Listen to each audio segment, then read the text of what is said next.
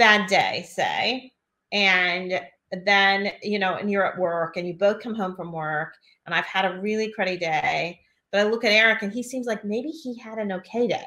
Like maybe it wasn't a bad day for him. And so then I think to myself, do I really want to tell him about my really bad day? Ruin his good day. Ruin his good day. Now wasn't really a good day, but it seemed like maybe it was a good day. And I've heard that a lot from different people, that they don't want to like ruin the other person's day. So the beautiful thing that I thought that you said was you decided to write down this thing, and it wasn't all negative stuff. It was, let's share kind of what was good about today, what was bad about today. So there weren't expectations that it was going to be one or the other. Yeah. So I think that gives you a little bit of freedom in that conversation. Well, and so I kind of think one thing that comes to mind as you're saying that, Betty asked the question, would you trade lives with anybody right after we lost her? And thinking about it, it was like, we have friends that have great lives that haven't lost their kids. And I would love to not lose my kids, but to trade lives means I have all of the decisions they've made their entire life. I kind of took the question as like full swap, not like, oh, I just get my kid back.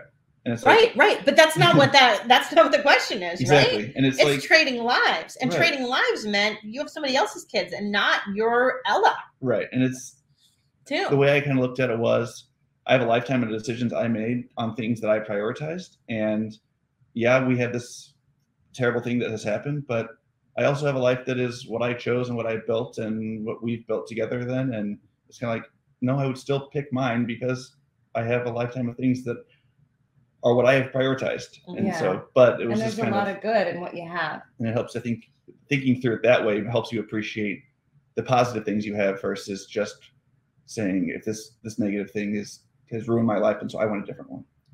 Yeah. I also think as humans, we tend to go to the negative, like focus on the negative. It's like part of how we're wired. I think it's actually part of how our brain protects us from future danger, is to like hyperfixate. How do I avoid that in the future? Right? Like you touch the hot stove, hopefully once. Yeah. And then you're like, okay, I've learned that's a really bad thing. Let's not do that again. Yeah. But you can have like a million beautiful memories. And if you have one negative thing, your brain goes back and revisits that so much more than the positive. And so there has to be some intentionality if you're going to get through something and still be positive, to balance yourself.